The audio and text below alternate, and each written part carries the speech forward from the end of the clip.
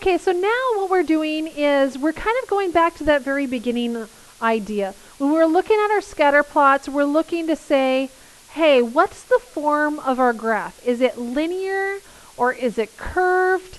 And so if it looks like it's linear, then we move on and we do our regression and all that sort of stuff, and we can do our predictions. But we have a way to test if it's really the best choice for our data. And so, is it really linear? And that's what we're looking for with our residual plots. Is it linear? Because we don't want to use a linear prediction equation if our data is not truly linear, because it's not going to predict it as accurately. So if you don't take the time to look at your graph, or if you look at it and you just make a mistake, a residual plot is a good way to see, is it truly linear? So a residual plot does this. A residual plot is a scatter plot of the original value versus its residual to the regression equation. And so what we look for is we look for some patterns. So please remember that the sum of the residuals should always add up to 0. So those residuals will always add to 0. So when we're looking at this, we're seeing some positive residuals, we're seeing some negative residuals, which is about normal. We want to make sure that we're seeing good scatter and no patterns. So in this equation, we can definitely tell that it's got kind of a linear form here. And when we look at our residual plot, we see that there's good scatter, no pattern.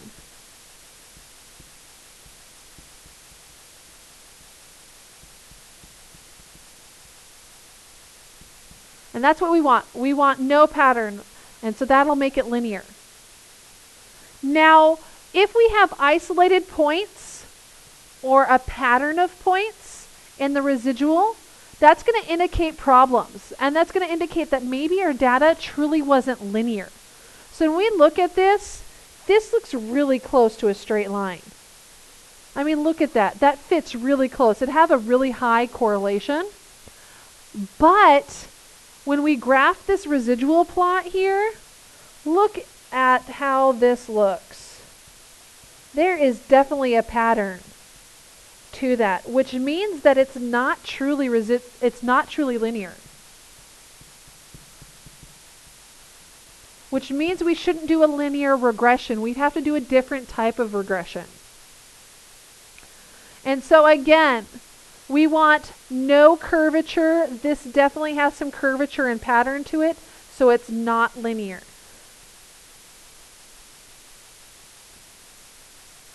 Okay, outliers and influential points with the regression line. So we've talked about these before, we're just hitting it again. An outlier is an observation that lies outside the overall pattern. Points are outliers in scatter plots that have large residuals.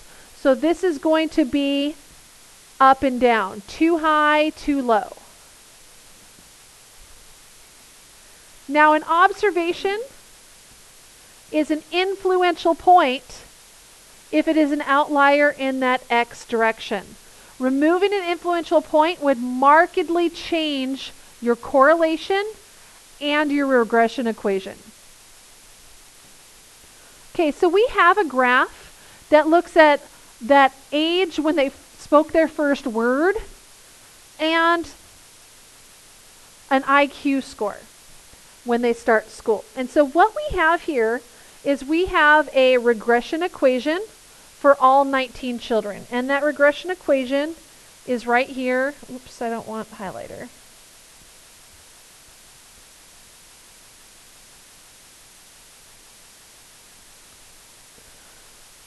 So there's the line, and here's our equation for all 18 children.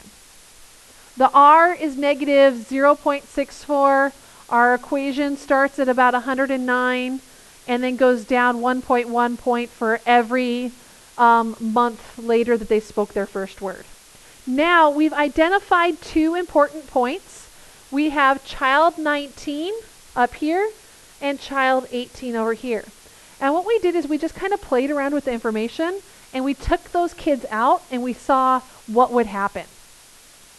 And so what we're going to look at first is child 19. Now child 19 is an outlier because he is really high, he or she is really high above all the other data. So really high above or below would be an outlier. And so we took his data out, and all of a sudden it changed our line to look like this. Our regression was this. Our R value strengthened up a little bit. So it's now negative 0.76. Our Y value, our Y-intercept is still really close. Before it was 109.8, now it's 109.3. And our slope is still really similar. We had 1.127 and negative 1.193. Very close, didn't affect those by a huge amount. Now correlation did jump quite a bit, but that regression equation did not change a lot at all. Now we're going to go ahead and take a look at child 18. Now child 18 is an influential point. And he's almost an outlier too, because he is pretty far below. I think the closest kid we have is right here. So I wouldn't say he's that far below. But he is both outlier and influential. But he's influential mainly because he is really far away side to side. He is a little off from your main grouping up and down, but not as much as some of the others. So when I remove child 18, all of a sudden that regression equation changes. And it changes a lot more than it did with just that outlier. And so now all of a sudden we get a correlation of negative 0.33, which puts it down to the weak category. And look at our Y-intercept, 105. So from 109.87 to 105.6. Huge change. And then our slope, negative 1.1 to negative 0.779. Big change. Not half, but pretty darn close to getting to half. So that is a big change in that slope. And so just some things to remember, that outliers will affect it, but influential points will make a huge difference in that equation. So where does that pop up? Multiple choice questions. Free response is like an added last thing. Are there any influential points or outliers? Which would affect more? Or they'd give you a graph and they'd say, okay, this and this, which point would affect your regression equation the most? And so those are those influential points. Now, something to keep in mind, even though we just played around with these values, we can't just delete students. We can't say, oh, they don't fit in our scheme and they throw things off, or they're an outlier, so we're going to throw their data out. We can't do that. Unless we knew there was a mistake when we surveyed them or experimented on them, we can't actually throw out their data. We have to have very good justification to be able to throw out data. And anytime you do a study where you throw out data, you have to justify in that study, this is what happened, this is why we threw out the data.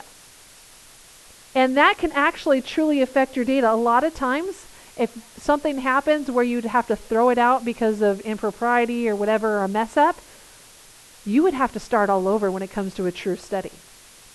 So it's something you have to be very careful about. Okay, coefficient of determination. So coefficient of determination is the R squared. So if that seems familiar, it should, because R is correlation. So coefficient of determination is correlation squared. So when you do your linear regression and it gives you R, it also gives you R squared, which should be your R value actually squared. So if you're working on a problem and they tell you the R and they ask for that coefficient of determination, you can just take that number and square it. What is important about the coefficient of determination? It tells us how well the regression line predicts the values. How well the regression line predicts the values. And so when we interpret that, we interpret it by saying the regression line accounts for blank percentage of the variation in the response variable.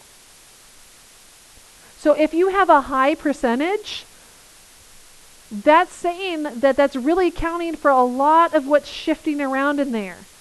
If it's a low percentage, then you're probably looking at a not very good explanatory variable. And so a high correlation would also give you a high coefficient of determination. And so we're looking for these types of things. But something else we have to keep in mind is, how did we do our study? Can we establish causation, or were we stuck with association? So always keeping all these things in mind. Okay, so we're back to our used Hondas, our used Honda CR-Vs problem. So we did this before. We did this back in 3.2a, and we kind of keep hitting on it every time we turn around. And so we have our X, which is our miles driven in thousands of miles. We have our Y, which is our cost. And we actually have this graph here. Okay, so we have this graph here, our little scatter plot. And again, this is cut and pasted right off my graphing calculator, because I have that kind of technology that allows me to do that.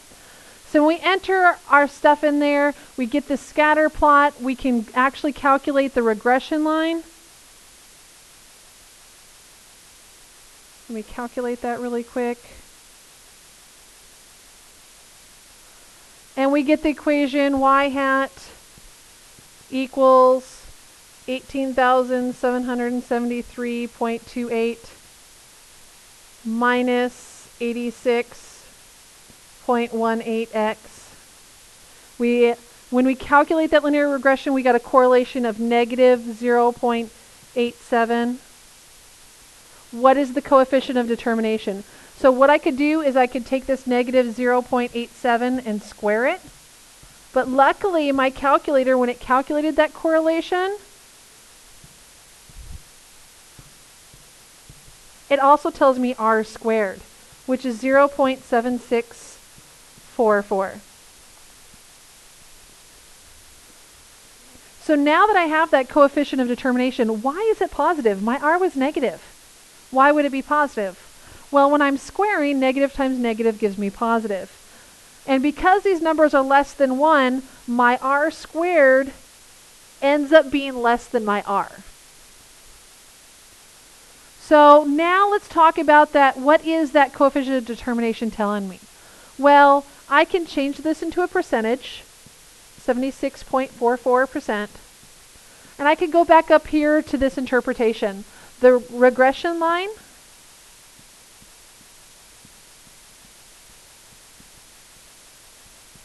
and usually we want to say the regression line for what? The regression line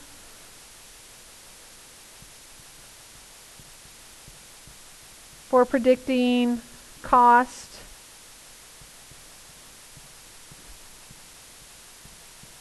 based on mileage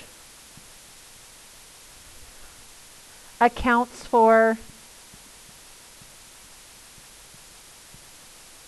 76.44% of the variation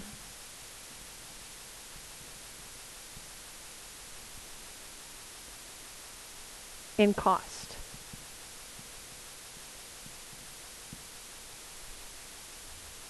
Which means that there's other things coming into play, which makes sense, because mileage isn't the only thing that determines the cost of a vehicle.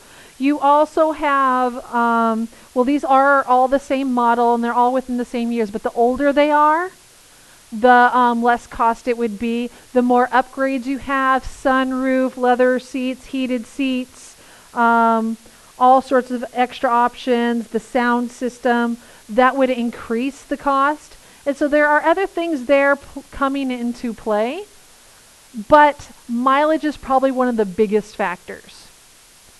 So another sample type of problem. For the least squares regression for fat gain from a non-exercise activity, we get an R squared of 0.606.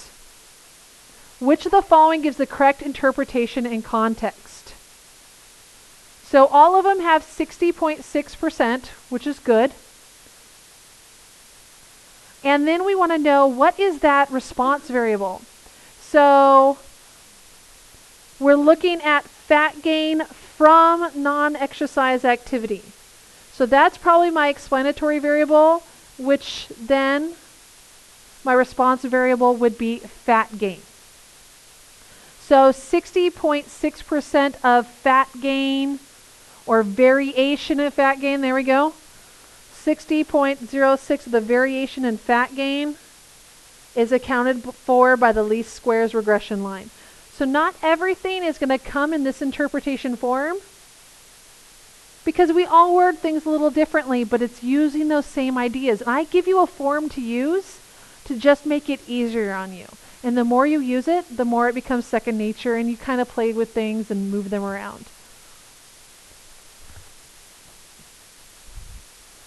Okay, our last thing is the standard deviation of the residuals. Standard deviation of the residuals.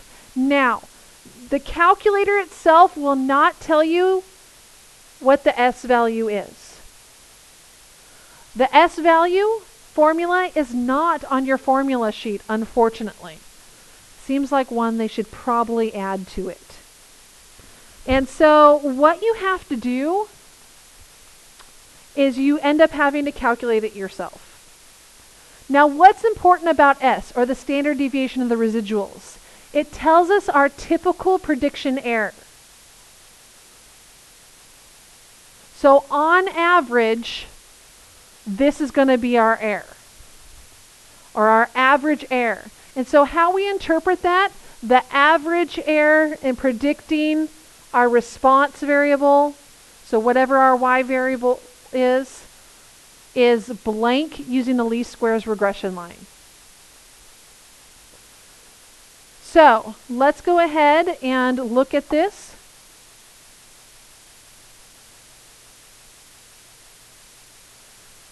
And we're going to go back to that data there.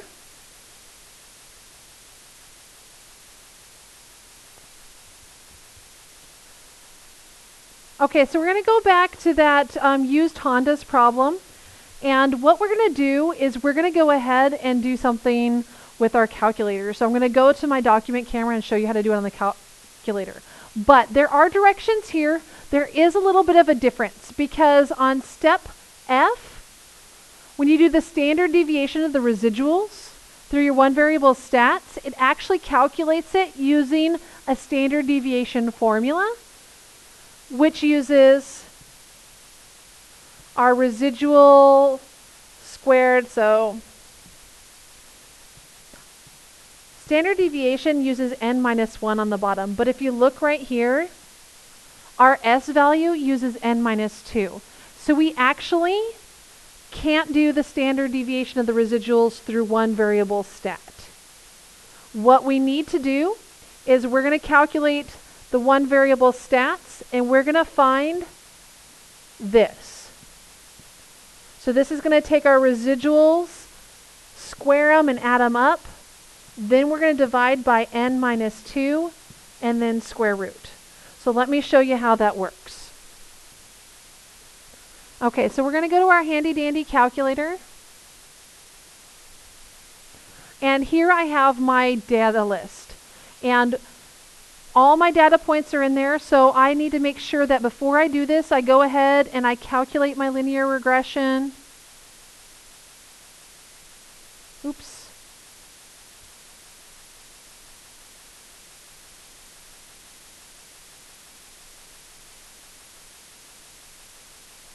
Calculate my linear, L1, L2, there we go, I didn't have an L3. So now I can go ahead and calculate my linear regression. There's my linear regression formula. And when I calculate that linear regression, the calculator automatically calculates my residuals. So now what I can do is I can go into Stat, Edit, and then I can highlight that L3. And when I highlight that L3, that allows me to program things in there. Now remember how when we did that regression, it calculates your residuals for you? So if I do second stat, that allows me to look at my lists. And so I can see my different lists. And as I go down, I see a list for residuals. So as soon as I do that regression formula, it calculates those residuals, and I can actually put those in there. And when I hit enter, it shows me all those residuals, which can be helpful because I can figure out which one might have the highest residual, which tells me, hey, this one is a really high residual, that might be an outlier. And then I can kind of go through and check those out. So what I want to do now that I have all those residuals is I want to do a one variable stat. So I'm going to stat, calculate, one variable stats, and that was in my list 3. So I'm going to hit second 3, and that gives me L3. And then what I want is this value right here. Those residuals squared all added up. And so when I'm calculating S, I'm going to go ahead and do the square root of 8496887.66, and then I divide by n minus 2. Well, luckily, because I have all my data points in here, it tells me how many data points there are. So this is 11 minus 2. And now I have the setup to calculate that R. So now I can exit, and I can do 8496887.66, divide by this value 9, and then I can square root that number. So I can hit second square root, and then if you've never seen this on the graphing calculators, down here, so look down here, that's an ANS, means answer. It allows me to plug in my last answer. So if I hit second negative, it's going to take the square root of my answer.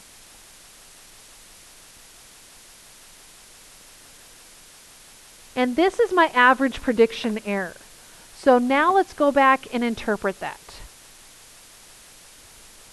So now that we're back here, we've got an S value of 971.647. So what is that? That's my average prediction error. So the average prediction error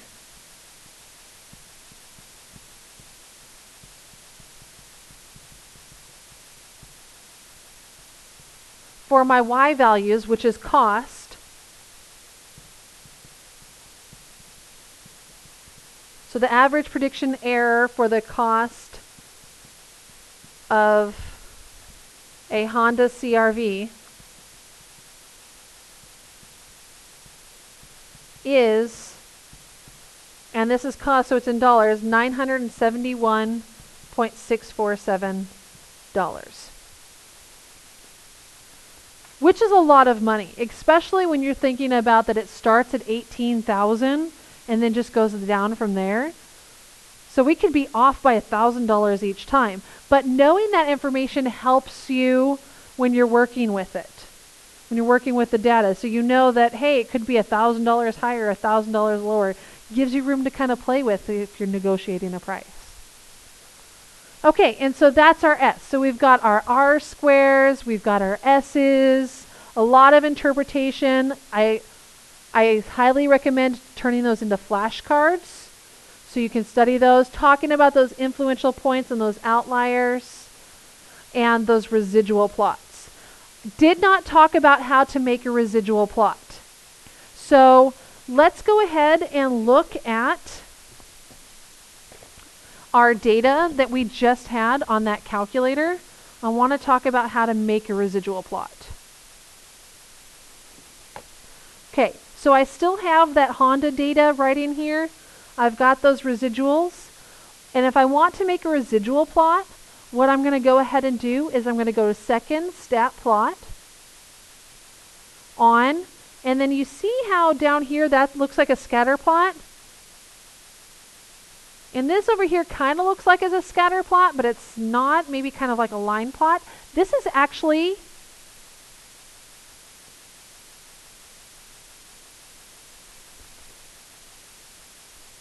Okay, sorry. My mic got all caught up in all that, so I had to pause the video there really quick. Okay, so let's go back. We're in our stat plot. Oh, we're doing a residual plot, which is a scatter plot. So we're going to do a scatter plot, but remember residual plot compares the original x, or L1, to the residuals. So now I need to put that residual list in here. And that allows me to go ahead and graph that residual plot.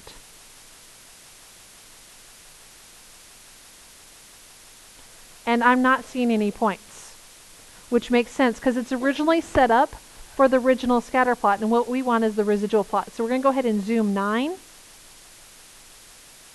And now we can see that plot. And so it looks like there's a nice bit of scatter to it. So when I'm analyzing this, I'm looking for that scatter. I don't see a big pattern. I do see that there's not a lot of points above that, and that kind of worries me. There's a lot more points below than above, but it's not a huge difference. It's just enough to kind of worry me. And that also makes sense because we only have 11 data points. So maybe we should have used some more data points and see how that goes. But it's nice because I don't have like a bunch of them over here that are over, and then all of them over here that are under. So it's a really good residual plot. And so in class, we'll go ahead and practice with some residual plots.